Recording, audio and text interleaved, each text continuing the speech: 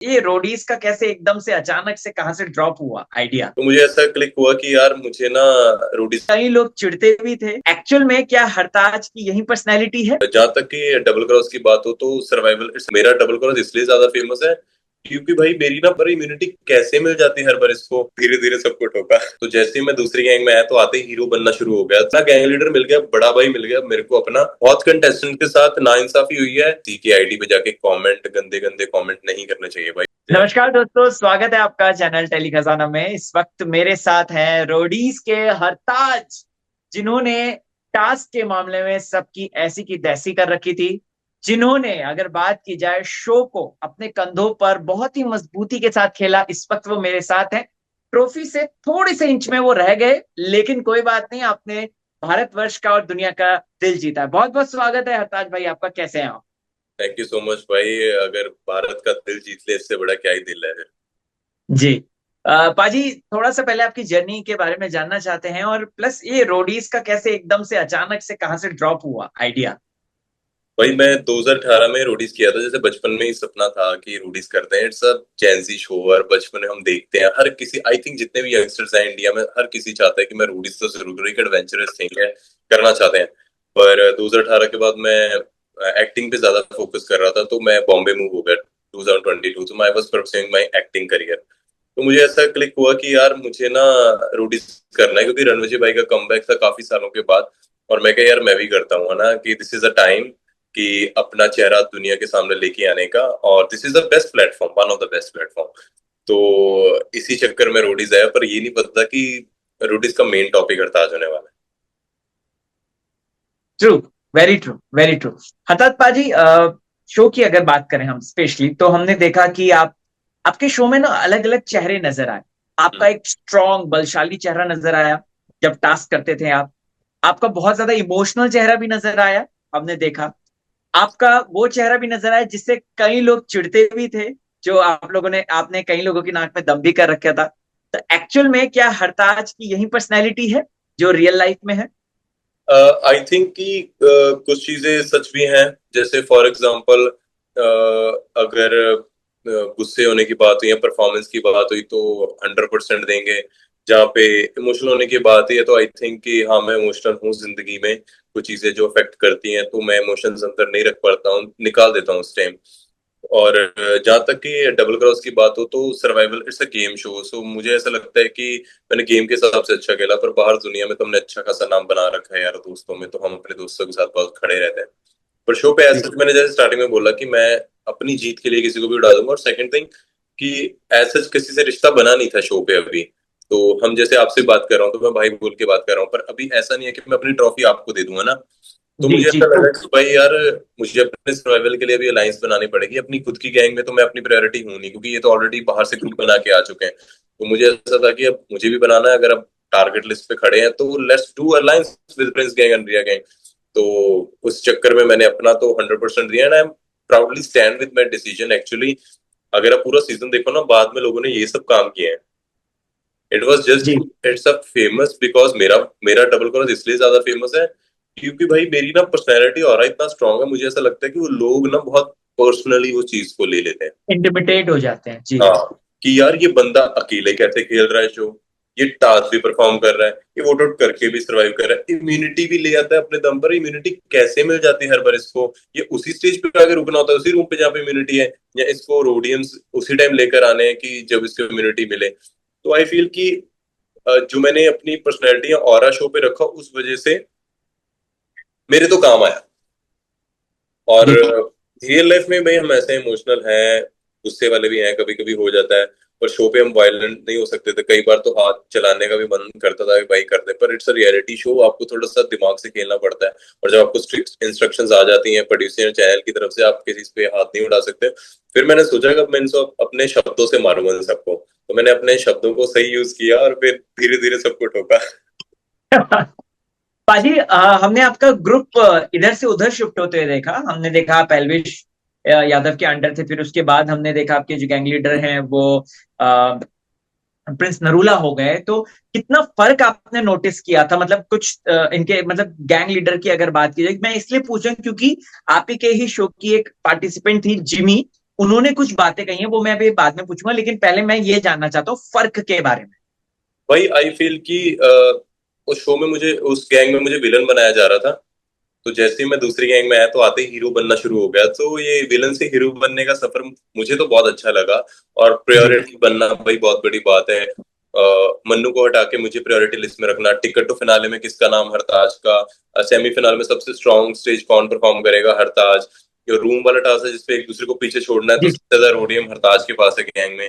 तो जी प्रिंस भाई बहुत प्रैक्टिकल इंसान है जिंदगी में। उनका प्यार मन्नू से भी है, मुझसे भी है, सबसे है। बहुत अच्छा प्यार है प्रिंस भाई का, क्योंकि उन्होंने ना अपनी दोस्ती शो के बाद भी दिखाई है, आज तक एग्जाम्पल सेट किया है कि कुछ गैंग लीडर्स दिखाते नहीं है दोस्ती बाद में, पर उन्होंने सेट की थी एग्जाम्पल ये काफी सालों से। जी। तो मुझे तो भाई बहुत अच्छा फील हुआ, क्योंकि जब बंदे की इज्जत होनी शुरू हो जाती है ना, फिर उसको अच्छा लगता है, फिर वो बहुत तगड़ा परफॉर्म करता है।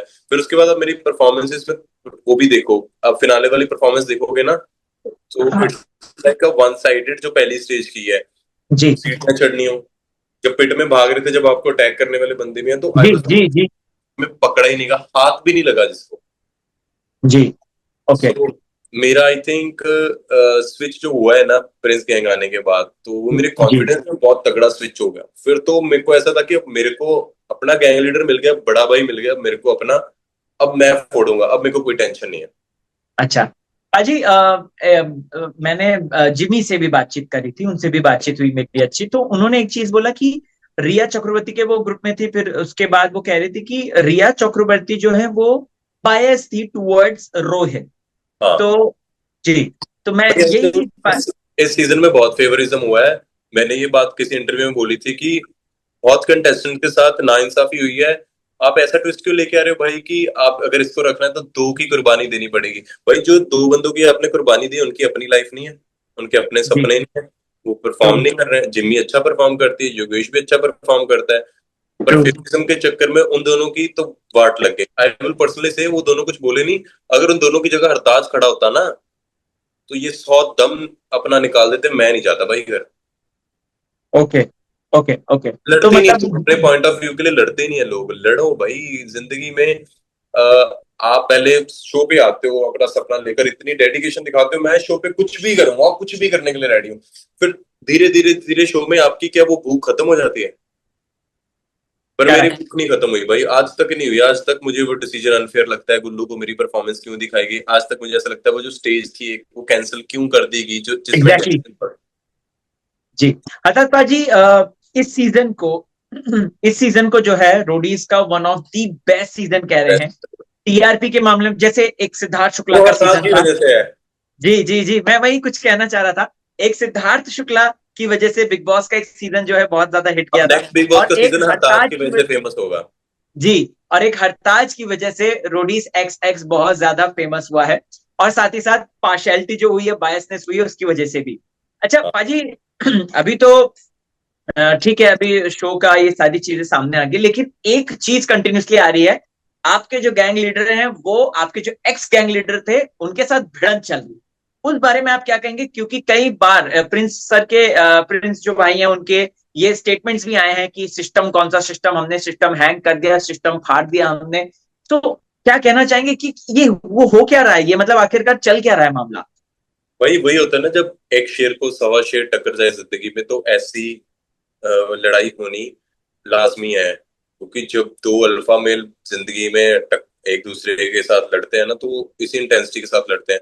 एंड आई वुड से अगर उनकी अपनी कोई लड़ाई है, तो वो पर दोनों जिंदगी में इतने समझदार हैं, अपनी जिंदगी में उन्होंने इतना हासिल कर लिया है कि वो खुद भी सॉल्व कर सकते हैं इस चीज को, या लड़ सकते हैं या सॉल्व कर सकते हैं। तो बीच में आने की जरूरत नहीं है किसी को, कि और ज्यादा ना इस चीज को गर्म नहीं करना चाहिए। क्योंकि इस गर्मा गर्मी के चक्कर में ना कोई सपोर्टर्स ना किसी की फैमिली को टारगेट कर रहे हो भाई। मेरी आपसे राइट। लड़ाई है, तो भाई मैं कॉल करके आपको बोलूंगा, आप कॉल करके मेरे को गाली दोगे, हम बाहर मिलेंगे लड़ेंगे। पर अगर आप बाहर में अपनी फैमिली के साथ होंगे ना, पर आप रिस्पेक्ट शो करोगे कि भाई वो अपनी फैमिली के साथ है, इस टाइम मैं कुछ नहीं करूंगा। ये होती है भाई मर्दानों वाली बात की भाई।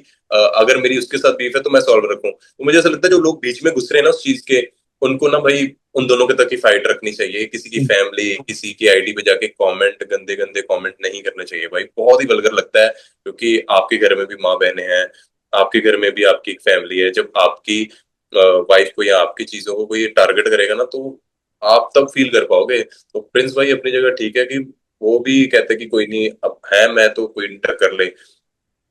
तो वही चक्कर है कि अब उन दोनों की फाइट है ना, तो वो दोनों कैसे सॉल्व करते हैं let's see, I don't know.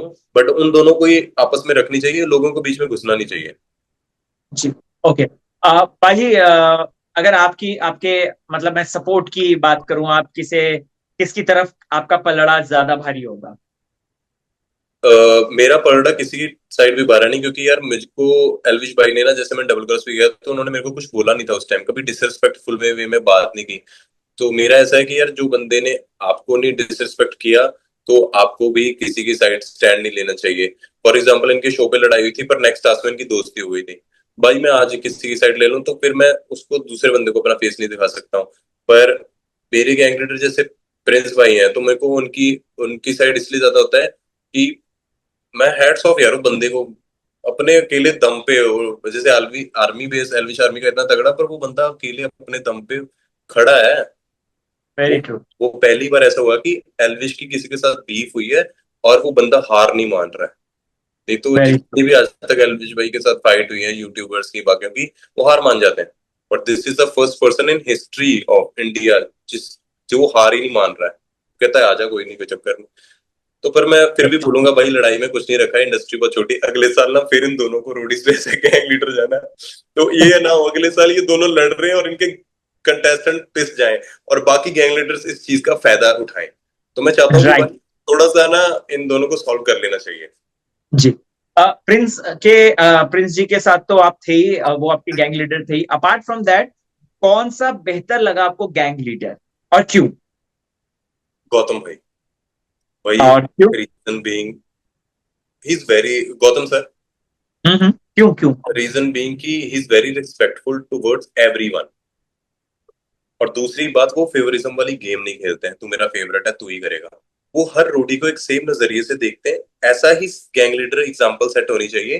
क्योंकि यार ऐसे ना, अगर नेक्स्ट ईयर कोई रोडीज आएंगे ना, वो सबसे पहले यही कोशिश करेंगे कि भाई मुझे फेवरेट बनना है, मुझे राइट। फेवरेट बनना है।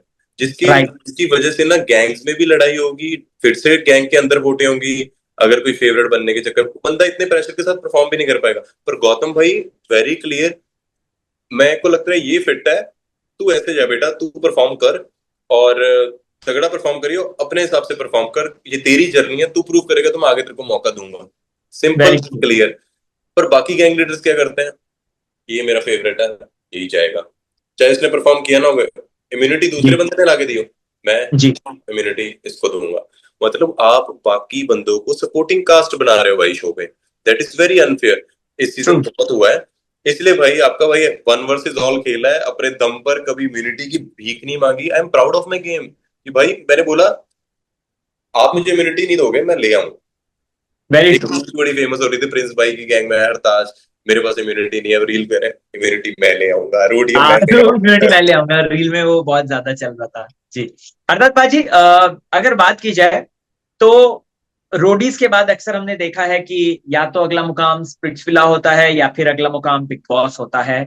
सो आपकी क्या चॉइस है? अगर देखें, अगर आपको दोनों ही ऑफर हो गए तो हरताज पाजी किस तरफ जाएंगे? बिग बॉस, क्यों? क्योंकि this is a time to set another big hittest show after Siddharth Shukla के टाइम के बाद। तो मैं चाहता हूँ बिग बॉस जाए और लोग इस पर प्यार दें बिग बॉस को बहुत। ओके। ओके। पाजी, आपकी फिटनेस बहुत अच्छी है और आप बहुत मतलब एक्टिव हैं, आपने वर्कआउट भी आपने मतलब जिस तरीके से आपको देखा करते हुए। तो इस समय जो यूथ आपको देख रहे हैं हमारे चैनल के माध्यम से, उनको थोड़ा सा फिटनेस टिप्स और डाइट वाइट का कुछ ज्ञान दे दे तो बहुत बढ़िया है। तो आई वुड से जो मेरा मंत्र है भाई, 7 डेज अ वीक, जिसमें से मैं सिर्फ 6 डेज ट्रेन करता हूँ, एक दिन प्रॉपर रेस्ट है। उसके अलावा भी मैं 5 डेज क्लीन खाता हूँ बिल्कुल। जैसे मेरे दिन में 4 मील्स है, मेरे को ये चार ही खाने, इसके अलावा कुछ नहीं खाना। पर जो बाकी के 2 3 दिन है, उसमें से मैं जैसे उन 4 मील्स में से 2 3 सेम खाता हूँ, पर एक चीट मील खाता हूँ। फॉर एग्जाम्पल कुछ भी खा लिया, जो आपकी आपकी आत्मा या आपकी रूह आपसे मांग रही है ना, वो खाना चाहिए भाई। क्योंकि ना, अगर आप अपनी आत्मा को और अपनी रूह को खुश रख रहे हो अपने हाँ। माइंड में, तो आपकी बॉडी फिर खुश रहती है और अच्छी ही ग्रोथ होती है। पर अगर बहुत स्ट्रिक्ट ज्यादा ही जा रहे हो, और अपनी बॉडी को टॉर्चर कर रहे हो, वो भी चीजें अच्छी नहीं है। सो एक बैलेंस डाइट होनी चाहिए। ये ना हो कि आप एक टाइम पे इतना बॉइल्ड फूड खा रहे हो कि एक टाइम पे फ्राइड फूड आपको डाइजेस्ट ही नहीं हो रहा है। सो आप अपनी बॉडी को ना उस हिसाब से तगड़ा बनाना पड़ता है कि आप हर चीज डाइजेस्ट कर पाओ। क्योंकि जब जैसे हम पहले बहुत स्ट्रिक्ट अच्छी मील्स खाते थे, मैं रोडीज पे गया ना, मेरे एब्स थे भाई जी। And proper. पर रोडीज शूट है, 1 महीने का शूट है, और शूट के दौरान आपको वही खाना पड़ेगा जो वो दे रहे हैं आपको, राइट। तो आपके ट्रेनिंग स्केड्यूल में है या नहीं है। पर फिर अगर आपने सारी जिंदगी खाया ही नहीं है कुछ ऐसा, या अपनी बॉडी को इतना स्ट्रांग नहीं बनाया, इम्यूनिटी को, कि आप वो चीजें डाइजेस्ट कर सकते हो, तो इसलिए बैलेंस डाइट खाओ। 4-5 दिन अच्छा खाओ, एक आधा दिन आप एक आधी अपनी जो फेवरेट मील्स है, पिज्जा बर्गर जो मर्जी खाओ, but stay focused with your training and your goals. पाजी, चलते चलते फैंस जो इस वक्त आपको देख रहे हैं उनको अपनी तरफ से क्या कहना चाहेंगे? भाई मैं तो जितना भी थैंक यू करूं या उनका धन्यवाद करूं बहुत कम है मेरे लिए। रीजन भी इनकी जो प्यार मुझे मिल रहा है ना, मैं एक्सप्रेस नहीं कर पा रहा हूँ। और मैं बहुत ज्यादा अभी बिजी हो गया हूँ, क्योंकि इनके प्यार की वजह से मुझे इतना काम मिल रहा है। और मैं चाहता हूँ ये मुझे और प्यार करें और मैं और काम करूँ और इनको और प्राउड फील करवाऊं। ओके। अतः पाजी, thank you so much for your kind interview and all the very best for the future. हम थैंक चाहेंगे यू आप सो बिग मच। बॉस जाएं और आप धमाल मचाएं। ठीक है भाई, थैंक यू सो मच भाई, थैंक यू।